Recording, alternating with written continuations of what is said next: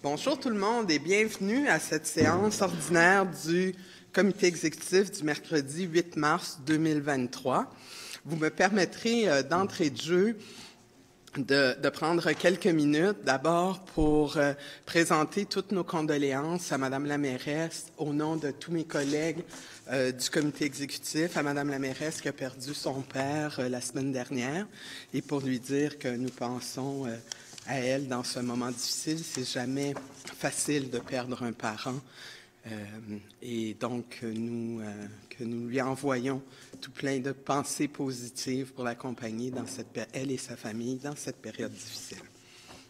Vous me permettrez également, avant de souhaiter la bienvenue à tout le monde, de quand même rappeler que le 8 mars, aujourd'hui, c'est la Journée internationale du droit des femmes.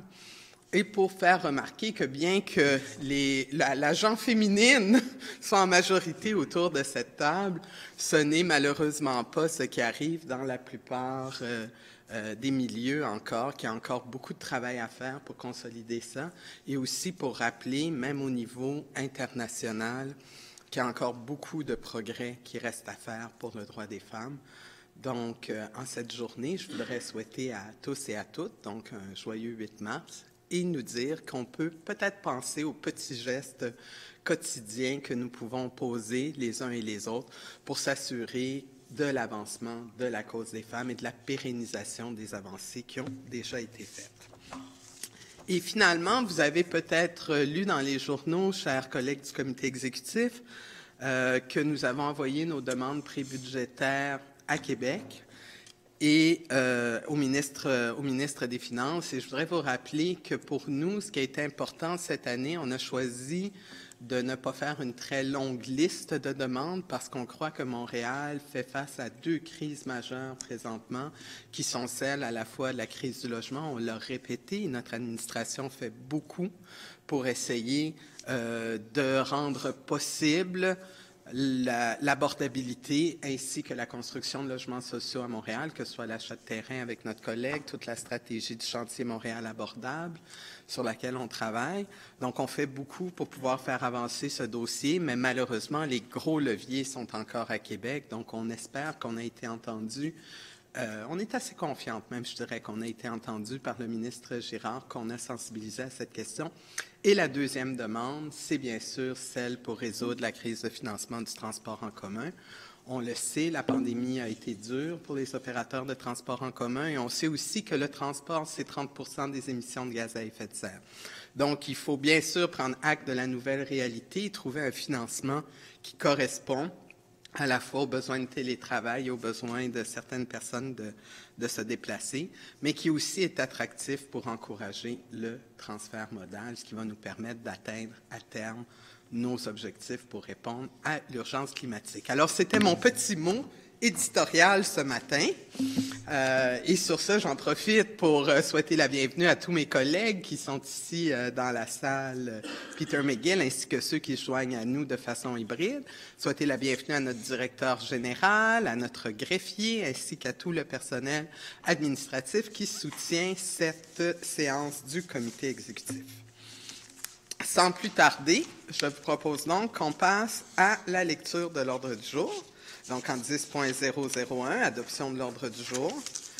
En 20.001, autoriser une dépense additionnelle de 65 000 $ pour l'achat des équipements audiovisuels nécessaires à la conception de l'exposition permanente du MEM. C'est un contrat qui est accordé à XYZ Technologies et qui en majore le montant à 582 755 $. C'est adopté. En 20.002, autoriser une dépense additionnelle d'1 430 254 $ 34 pour l'acquisition du service de soutien technique des licences technologiques Oracle pour la période du 1er avril 2023 au 31 mars 2027. Ça majore le montant du contrat avec Oracle Canada ULC à 26 832 265 et 92. C'est adopté. En 20.003, accorder un contrat à Longus Équipement Inc. pour la fourniture d'une chargeuse articulée sur pneu pour une dépense de 298 620 $ et 54. C'est adopté. En 20.004, exercer l'option de prolongation de 12 mois et autoriser une dépense additionnelle de 141 924,47 $ pour la prestation de services de conception UX, design, architecture d'information, simplification de système, dans le cadre du contrat accordé à CGI Inc. C'est adopté. En 20.005, accorder un contrat à la firme IMDS Canada Inc. pour l'acquisition d'une solution infonuagique pour l'extraction d'informations et la reconnaissance optique de caractère des documents des comptes payables. C'est un contrat d'une durée de 3 ans avec 3 options de prolongation de 2 ans pour un montant maximal de 916 980,82 $. C'est adopté. En 20.006, accorder un contrat à USD Global Inc. pour le service de réparation de bacs et fourniture de pièces de remplacement visant les 19 arrondissements de la Ville de Montréal et incluant 2 options de prolongation de 12 mois chacune. C'est adopté. En 20.007, accorder un contrat à Publication 9417 pour la fourniture de services d'impression laser, l'insertion, l'expédition et la fourniture de papeterie pour les avis de la Cour municipale pour un montant maximal de 242 809,79 $ pour une période de 12 mois allant du mois de mars 2023 au mois de mars 2024. C'est adopté. En 20.008, accorder un contrat à Enseigne ESM pour des travaux de fabrication et d'installation de signalisation au Parc du Mont-Royal et au Parc Jojaki, dépenses de 753 532,79 $. C'est adopté. Je vais réunir 20.009 et 20.010 pour accorder 2 contrats à Service Infraspec Inc. pour des travaux de remplacement de branchements d'eau en plomb et des travaux de conduite d'égout dans des rues de la Ville de Montréal, plus spécifiquement dans l'arrondissement du Plateau-Mont-Royal. C'est adopté. En 20.011, accorder un contrat aux entrepreneurs Bucaro Inc. pour des travaux de voirie dans les arrondissements d'Anjou, de Rivière-des-Prairies, Pointe-aux-Trembles et de Montréal-Nord pour une dépense totale de 4 775 454,60 $. C'est adopté. En 20.012, accorder un contrat à Duro King Construction Inc. pour des travaux d'égout, de conduite d'eau, de voirie dans l'avenue Hamel et la rue Sauvé dans l'arrondissement d'Annecy-Cartierville. C'est adopté. En 20.013, accorder un contrat à In Situ Form Technologies Limitée pour des travaux de réhabilitation de conduite d'égout par chemisage dans des rues de l'arrondissement Mercier-Hochelaga-Maisonneuve pour une dépense totale de 4 382 130,25 $. C'est adopté. En 20.014, accorder un contrat aux entreprises Michauville Inc. pour des travaux de remplacement de branchements d'eau en plomb dans diverses rues de la Ville de Montréal, plus spécifiquement dans l'arrondissement de Rosemont-la-Petite-Patrie, pour une dépense de 10 691 000 $. Voilà. C'est adopté. En 20.015, accorder un contrat à Roxborough Excavation Inc. pour des travaux de voirie dans les arrondissements Côte-des-Neiges, Notre-Dame-de-Grâce et Outremont. Une dépense de 6 307 739,50 $. C'est adopté. En 20.016, accorder un contrat à Eurovia Québec Construction Inc. pour des travaux de voirie dans les arrondissements de Saint-Léonard et de Rosemont-la-Petite-Patrie pour une dépense totale de 7 616 798,21 $. C'est adopté. En 20.017, accorder un contrat à Système Urbain Inc. pour des travaux d'éclairage à divers endroits de la Ville de Montréal pour une dépense totale de 950 798,30 $. C'est adopté. En 20.018, accorder un contrat à SM Construction Inc. pour les travaux de remplacement du poste de carburant de la Cour de service de Pointe-aux-Trembles. Dépense totale, 862 132,85 $. C'est adopté. En 20.019, accorder un contrat à SM Construction Inc. pour des travaux de remplacement du poste de carburant du Jardin botanique. C'est adopté. En 20.020, accorder un contrat à Procova Inc. pour réaliser les travaux de remplacement de systèmes énergétiques à la caserne 44 pour une dépense totale de 1 416 951,90 $. C'est adopté. En 20.021, autoriser une dépense additionnelle de 341 475,75 $ à titre de contingence pour la réalisation des travaux de réaménagement du terrain de balle au stade Gary Carter dans le cadre du contrat qui a été accordé à Lanco Aménagement Inc., ce qui majore le montant total du contrat à 11 152 303,66 $. C'est adopté. En 20.022, autoriser une dépense additionnelle de 58 060 $, taxes incluses, pour compléter la mise en œuvre de travaux d'accessibilité universelle au centre Roussin, situé dans l'arrondissement de Rivière-des-Prairies, Pointe-aux-Trembles. C'est adopté. En 20.023, conclure une entente cadre pour des services professionnels avec la firme FNX Innov pour une durée de 18 mois pour la conception, la surveillance du maintien de la circulation et de la gestion des impacts dans le cadre des travaux de la CSEM au montant de 923 249,25 $. C'est adopté. En 20.025, conclure une entente cadre de services professionnels avec la firme SIA Partenaires Inc. pour des services professionnels en communication et gestion des parties prenantes pour des projets d'aménagement d'envergure sur tout le territoire de la Ville de Montréal. C'est une entente d'une durée de 36 mois avec la possibilité de prolongation pour 12 mois supplémentaires. C'est adopté. En 20.026, autoriser une modification au contrat accordé conjointement par la Ville de Montréal et l'Autorité régionale de transport métropolitain à Yves R. Hamel et Associés pour un contrat de service professionnel pour la coordination de projets et l'assistance technique en télécommunications et systèmes de transport intelligents et feux de circulation. C'est un contrat accordé dans le cadre du projet intégré du SRB P9 et ça majore le contrat à 1 551 687,94 et on autorise ainsi une dépense additionnelle de 84 544,57 $, représentant la part qui est payable par la Ville pour ce projet. C'est adopté.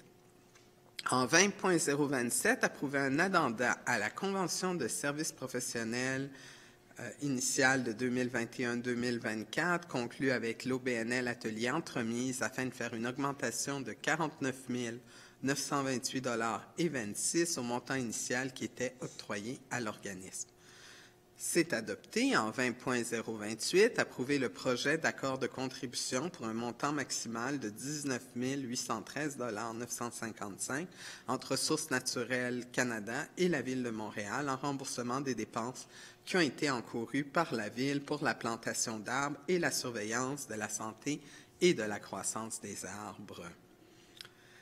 C'est adopté. En 20.029, approuver un projet de convention entre la Ville de Montréal et l'ACFAS pour l'exposition des photos des finalistes du concours La preuve par l'image 2023 au Biodôme du 5 mai 2023 au 24 janvier 2024. C'est adopté. En 20.030, approuver 2 addendas qui permettent l'extension de la durée de 2 conventions établies entre la Ville de Montréal et le ministère de l'Économie, de l'Innovation et de l'Énergie. Donc, on étend jusqu'au 31 mars 2024, mais sans modifier les montants des contributions financières qui étaient prévues. C'est adopté. En 20.031, approuver le projet d'entente entre le Bureau du taxi de Montréal et la Ville de Montréal pour le transfert de propriété de 9 véhicules. C'est adopté. En 20.034, exercer l'option de renouvellement prévue au bail pour une période additionnelle de 5 ans par laquelle la Ville de Montréal loue de 9595988 Canada Inc. un espace d'entrepôt qui est situé au 9701 rue Colbert, ce à compter du 1er mai 2023 à des fins de centre de distribution pour un loyer total de 3 987 755,36 $. C'est adopté. En 20.035, approuver un contrat de prêt de locaux par lequel la Ville de Montréal prête à titre gratuit à Cuisine et Vie collective Saint-Roch pour une durée de 5 ans, débutant le 1er avril 2023, des locaux situés au sous-sol et au deuxième étage du 671 avenue Ogilvie. La subvention immobilière est de 187 680 $ pour toute la durée du prêt de locaux à des fins communautaires. C'est adopté. En 20.036, approuver le projet de convention de modification de bail par lequel la Ville loue à location Bench et Table Inc. et M. Alan Vosco du 1er juillet 2023 au 30 juin 2024 une partie du terrain constitué du lot 2 651605 du cadastre du Québec, situé dans l'arrondissement de Côte-des-Neiges Notre-Dame-de-Grâce, à des fins de stationnement réservées pour sa clientèle, moyennant un loyer total de 8 253,12 $. C'est adopté en 20.037. Approuver l'allègement de loyer dû à la pandémie d'une somme totale de 27 355,15 $ avant taxes pour une durée de 26 mois, donc la période qui était comprise entre le 1er avril 2020 et le 31 août 2022, en plus des intérêts non perçus pour cette période, en lien avec le loyer facturé à Resto Bar Capucine Inc. pour l'occupation à des fins de restauration d'un espace au rez-de-chaussée de l'immeuble qui est au 7000 boulevard Maurice-Duplessis. C'est adopté en 20.038, approuver la prolongation de bail par laquelle la Ville de Montréal loue à Commerce Ziptown pour une période d'1 an à compter du 1er avril 2023 le local 216 qui est au marché Bon Secours à des fins commerciales, moyennant un loyer total de 27 528,49 $. C'est adopté. En 20.039, approuver le projet de modification de bail par lequel la Ville loue à Courrier SOS Saint-Martin pour une période additionnelle d'1 an et 7 mois un espace d'une superficie de 500 pieds carrés au rez-de-chaussée de l'immeuble qui est ici au 505 boulevard de Maisonneuve-Est à des fins d'entreposage moyennant un loyer de 7 989,60 $. C'est adopté.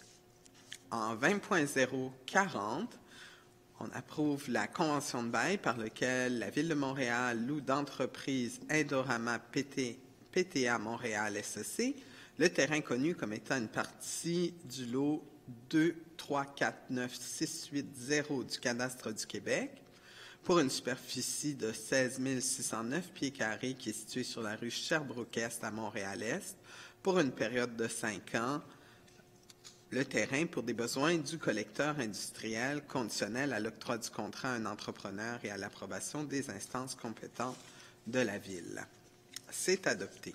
En 20.041, approuver la première convention de modification de bail par laquelle la Ville loue à Événement Marché Bon Secours pour une période de 5 ans à partir du 1er janvier 2024 des locaux situés au rez-de-chaussée et au premier étage du marché Bon Secours à des fins événementielles moyennant un loyer total d'1 061 827,16 $.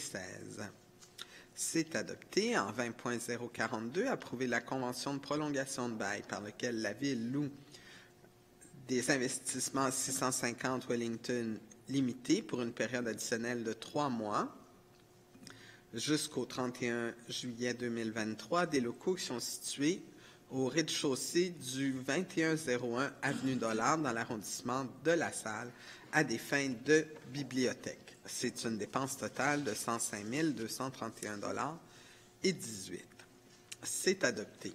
En 20.043, approuver un projet de promesse bilatérale par lequel l'entreprise Indorama PTA Montréal cède à la Ville de Montréal une servitude d'utilité publique à des fins de construction, de maintien et d'entretien et de réparation d'un collecteur pluvial et sanitaire situé dans l'axe est-ouest de l'île de Montréal pour un montant de 100 000 $. C'est adopté. En 20.044, approuver un projet d'entente tripartite entre la Ville, la Société 9346-5508 Québec Inc. et le ministère des Transports du Québec qui permettent à la Ville et à la société de poursuivre leurs négociations afin de signer une promesse bilatérale visant à établir une servitude d'utilité publique et un bail affectant une partie du lot 6414140 du Cadastre du Québec dans le cadre de la construction d'un collecteur pluvial et sanitaire. Et ce, malgré l'imposition d'une réserve sur une partie du dit lot par le MTQ. C'est adopté. En 20.045, nous allons accorder un soutien financier totalisant une somme maximale de 81 000 $ répartie entre 8 organismes pour l'organisation d'événements qui vont être présentés en 2023 dans le cadre du premier dépôt du programme de soutien aux événements sportifs internationaux, nationaux et métropolitains du service des grands parcs du Mont-Royal et des sports. Madame Bourgeois. Merci beaucoup, Madame la Présidente. Alors, vous le savez, Montréal est une ville de sport et ça s'exprime par plusieurs façons, notamment par la tenue de compétitions sportives. Dans ce cas-ci, on parle d'événements sportifs nationaux et métropolitains dont nous sommes heureux aujourd'hui d'annoncer le support de 8 événements. On parle d'athlétisme, d'escalade de vitesse, de hockey féminin, de ringuette, d'événements Bouge Montréal, de basketball. Alors, vous dire, c'est de cette façon-là, bien sûr, qu'on souhaite aussi poursuivre la promotion des saines habitudes de vie et surtout, on souhaite bonne chance à tous les athlètes qui vont participer à ces événements d'importance pour notre ville et pour nos citoyens. Merci beaucoup. Merci, Madame Bourgeois. Alors, c'est adopté. En 20.046, accorder un soutien financier non récurrent de 266 645 $ au Centre de valorisation du bois urbain afin de transformer et valoriser des billots de frêne qui viennent de l'abattage des frênes qui dépérissent de la ville de Montréal, et ce pour la période se terminant le 30 juin 2026. C'est adopté. En 20.047 et 20.048, on va approuver un projet de convention visant à accorder un financement à l'organisme Montréal en histoire au montant de 450 000 $ en 2023, 400 000 $ par année pour 2024 et 2025, ce qui fait un total d'1 250 000 sur 3 ans, afin d'optimiser ces opérations dans le Vieux-Montréal et soutenir le développement de nouveaux projets dans les arrondissements, et en 048, accorder un soutien financier non récurrent au même organisme afin de soutenir la réalisation du projet in situ. Madame Alnéus. Merci beaucoup, Madame la Présidente. Très heureuse qu'aujourd'hui nous puissions adopter un soutien à l'organisme Montréal en histoire. Peut-être que certains d'entre vous se promènent dans le Vieux-Montréal et voient des petites affiches où c'est écrit « Cité Mémoire ». Donc, Montréal en histoire travaille depuis 2016 à la conception et la réalisation de Cité Mémoire qui permet aux citoyens et aux touristes de découvrir l'histoire de Montréal à travers des images, de la musique et certaines paroles. Donc, ce soutien permettra de poursuivre les travaux de Cité Mémoire dans le Vieux-Montréal, mais aussi de soutenir le développement de Cité Mémoire dans d'autres arrondissements. Je vais aussi prendre le temps de parler du projet In Situ, qui participe conjointement à la relance du centre-ville et à faire rayonner les organismes et les institutions culturelles. Donc, c'est un projet qui permet aux personnes de pouvoir découvrir leurs institutions à travers des œuvres en réalité augmentée. Donc, on fait lier la technologie et la culture à travers ceci. Donc, je vais prendre le temps de saluer Montréal en histoire qui, depuis des années, s'assure d'une gratuité et d'une accessibilité à la culture et à l'histoire de Montréal pour les touristes, mais surtout pour les citoyens et citoyennes de la ville de Montréal. Merci beaucoup, Madame la Présidente. Merci, Madame Alnéus. Alors, c'est adopté en 20.049. Accorder une contribution financière non récurrente pour une somme maximale de 50 000 à Propulsion Québec, qui est la grappe industrielle des véhicules électriques et intelligents, pour la tenue de l'événement Impulsion Édition Innovation, qui est le sommet international des transports électriques et intelligents. Ça va se tenir au Palais des Congrès du 13 au 15 mars 2023. C'est adopté en 20.050, accorder un soutien financier non récurrent de 200 000 au partenariat du quartier des spectacles afin de soutenir la réalisation du projet Luminothérapie et approuver un projet de convention à cet effet. C'est adopté en 20.051, résilier la convention de contribution financière qui est intervenue entre la compagnie de théâtre Le Carrousel et la Ville de Montréal pour l'embauche d'une coordination déléguée en lien avec la réalisation du projet d'immobilisation du Cube. On va également, du même fait, autoriser le remboursement d'un montant de 31 313,80 $ qui a été non dépensé par la compagnie de théâtre Le Carrousel. C'est adopté. On va réunir 20.052 et 20.053 pour approuver un addenda à 2 conventions intervenues entre la Ville de Montréal et le partenariat du quartier des spectacles pour prolonger la durée de ces conventions jusqu'au 31 mars 2024 et, dans le cadre du 20.053, approuver l'utilisation d'un budget de 25 000 de l'entente lié de l'entente, exactement, pour réaliser le projet APIC, qui est, si j'ai bien compris, une pente de ski dans le quartier des spectacles. Très hâte de voir ça. Très hâte de voir ça. Donc, c'est approuvé. En 20.054, on va également prolonger, approuver un addenda à la convention qui est intervenue entre la Ville et toujours le partenariat du quartier des spectacles pour prolonger cette convention jusqu'au 31 décembre 2023. C'est approuvé. En 20.055, accorder un soutien financier de 42 750 $ à projet de travailleurs de soutien autochtone pour la réalisation du projet de travailleurs de soutien autochtone et accorder un soutien financier additionnel qui totalise la somme de 368 173 $ à 11 organismes pour bonifier 12 projets en itinérance. C'est adopté.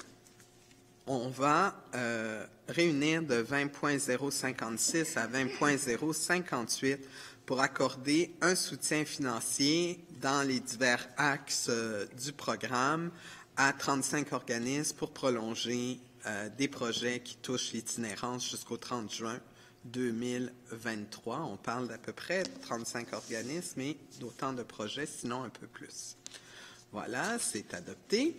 En 20.059, on va accorder une contribution financière maximale de 4 042 989 $ à l'organisme Récolte pour la mise en place du système alimentaire local et intégré qui s'inscrit dans le cadre de Montréal en commun, le volet montréalais du défi des villes intelligentes du Canada. C'est adopté. En 20.060, accorder un soutien financier maximal de 45 000 à Cycloclub La Chine pour la tenue des Mardis cyclistes de la Chine pour l'année 2023. C'est adopté. Et en 20.061, on va accorder une contribution financière de 100 000 et une contribution en biens et services d'une valeur estimée à 150 000 à l'Île du Savoir pour la réalisation de la 16e édition du festival Eureka qui aura lieu en mai 2023. Et pour ce faire, on va autoriser un virement budgétaire non récurrent de 100 000 en provenance du service du développement économique vers Espace pour la vie pour 2023. C'est adopté. En 30.001, autoriser le dépôt d'une demande de subvention au programme d'aide financière pour les projets contribuant à la mise en place de la trame verte et bleue sur le territoire métropolitain pour le projet de réaménagement du boulevard Gouin-Ouest entre l'avenue Martin et le boulevard Toupin. C'est adopté. En 30.002, offrir au conseil d'arrondissement de réaliser certains travaux de protection des ormes d'Amérique publiques de leur territoire qui relèvent de leurs compétences en vertu de l'article 85 de la Charte de la Ville. C'est adopté. En 30.003, accepter les offres de services des arrondissements en vertu du 2e alinéa de l'article 85 de la Charte pour prendre en charge la conception, la coordination et la réalisation de travaux de réfection mineurs des trottoirs sur certaines rues du réseau artériel administratif de la Ville de Montréal. C'est adopté. En 30.005, autoriser le paiement de la cotisation annuelle de 15 560 € à Métropolis, l'Association mondiale des grandes métropoles, incluant la cotisation à l'organisation CGLU, Cité Gouvernements Locaux Unis, pour l'année 2023.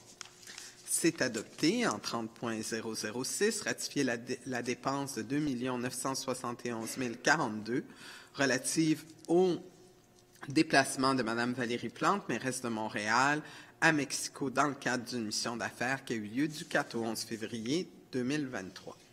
C'est adopté. En 30.007, approuver les nominations de M. Kevin Martinez et de M.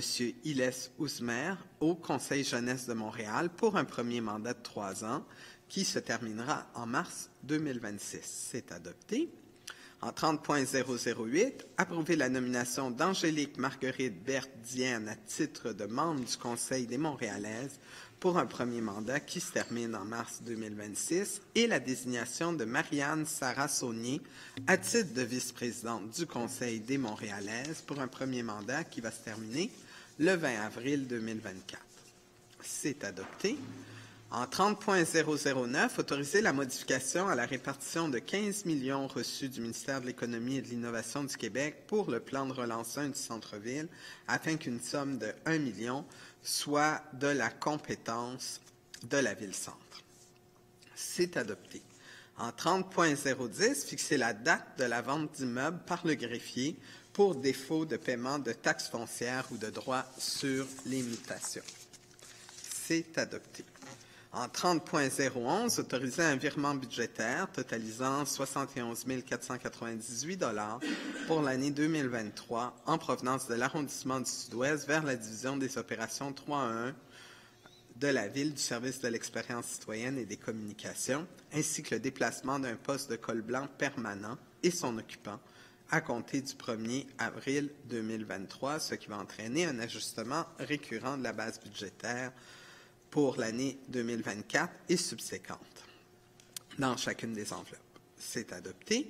En 30.012, autoriser un virement budgétaire de 3 722 000 en provenance des études et grands projets des dépenses communes vers le budget 2023 du service de l'urbanisme et de la mobilité pour financer la réalisation de dites études dans le programme d'accélération de grands projets.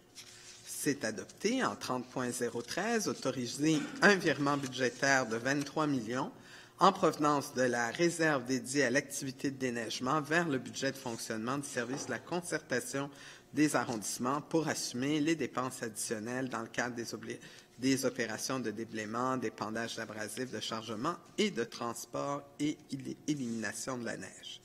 C'est adopté. En 30.014, nommer Mme Marianne Sigouin, conseillère d'arrondissement du district de Saint-Paul-et-Mars-et-Henri-Ouest, à titre de représentante de l'arrondissement du Sud-Ouest au sein du conseil d'administration de PME Montréal Grand Sud-Ouest. C'est adopté. En 30.015, procéder à la nomination des représentantes de la Ville de Montréal au sein des instances de l'Union des municipalités du Québec pour le mandat qui se termine le 31 mars 2025. Il s'agit donc de Mme Dominique Olivier, moi-même, et de Mme Sophie Mauserol, membre du comité exécutif responsable du transport et de la mobilité. Et on sera là à titre de membre du conseil d'administration et de substitut au comité exécutif de l'UMQ. C'est adopté. En 40.001, adopter le règlement sur la fermeture d'une ruelle située à l'ouest de la rue Victoria entre la 50e et la 51e avenue dans l'arrondissement de Rivière-des-Prairies, Pointe-aux-Trembles, aux fins de transfert aux propriétaires riverains.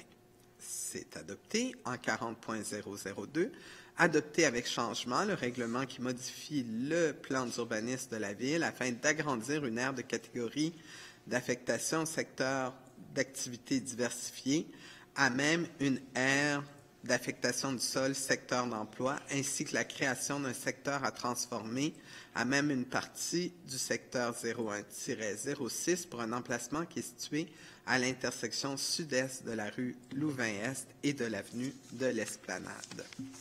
C'est adopté. En 40.003, adopté sans changement le projet de règlement modifiant le plan d'urbanisme de la Ville de Montréal afin d'ajouter une note au tableau intitulée « Catégorie d'affectation du sol », autorisant la conversion d'une partie du parc Pie-XII afin de permettre la réalisation d'un centre d'interprétation spéléologique. C'est adopté. En 40.04, adopté avec changement un règlement modifiant le plan d'urbanisme de la Ville de Montréal pour le secteur de planification détaillée Crowley-Descaries. C'est adopté. En 40.005, approuver le règlement R214 qui autorise un emprunt de 68 636 653 $ pour financer le projet Nouveau centre d'attachement secteur Nord-Ouest, phase 1 et la modification du programme des immobilisations pour la période 2022-2032. C'est adopté. En 40.006, approuver le règlement R-217 autorisant un emprunt de 543 401 549 $ pour financer le projet Contrôle des trains Ligne bleue et la modification au programme des immobilisations. C'est adopté. En 40.007, nommer les 3 éléments qui forment le complexe culturel Guy Descaries, c'est-à-dire l'entrepôt, qui est la Maison de la culture de la Chine, la Maison du brasseur et la vieille brasserie d'Az dans l'arrondissement de la Chine, et tout ça devient le complexe culturel Guy Descaries. C'est adopté. En 40.008, nommé Centre Gadebois, le centre sportif situé au 54-85 chemin de la Côte-Saint-Paul dans l'arrondissement du Sud-Ouest. C'est adopté. Et en 40.009, nommé le parc de l'écurie Horse Palace dans l'arrondissement du Sud-Ouest. C'est adopté. En 60.001 à 60.004, nous allons déposer le rapport faisant état de l'exercice des activités déléguées de remorquage en lien avec les opérations de déneigement pour l'année 2002, tel que c'est précisé dans le règlement. En 60.002, on va déposer le bilan annuel 2022 sur la qualité de l'eau potable dans 16 réseaux de distribution desservis par les usines de production d'eau potable Atwater, Charles-J. Pointe-Claire, Pierrefonds, La Chine et Dorval. En 03, déposer le rapport d'information faisant état des dépenses engagées à ce jour conformément à l'article 199 de l'annexe C de la Charte de la Ville pour l'achat de polymères cationiques afin d'assurer la déshydratation des boues générées par le traitement des eaux usées. Et en 60.004, déposer le rapport d'information faisant état des dépenses engagées conformément à l'article 199 pour les travaux de réhabilitation en urgence du collecteur de Lorimier à l'intersection de Lorimier et Notre-Dame. Voilà, c'est donc déposé. Et voilà qui met fin à notre ordre du jour pour aujourd'hui. Je veux remercier tous ceux qui se sont joints à nous pour cette nouvelle séance de l'ordre du jour du comité exécutif et je vous invite à vous joindre à nous, comme d'habitude, mercredi prochain, le 15 mars. Merci et bonne semaine à tous.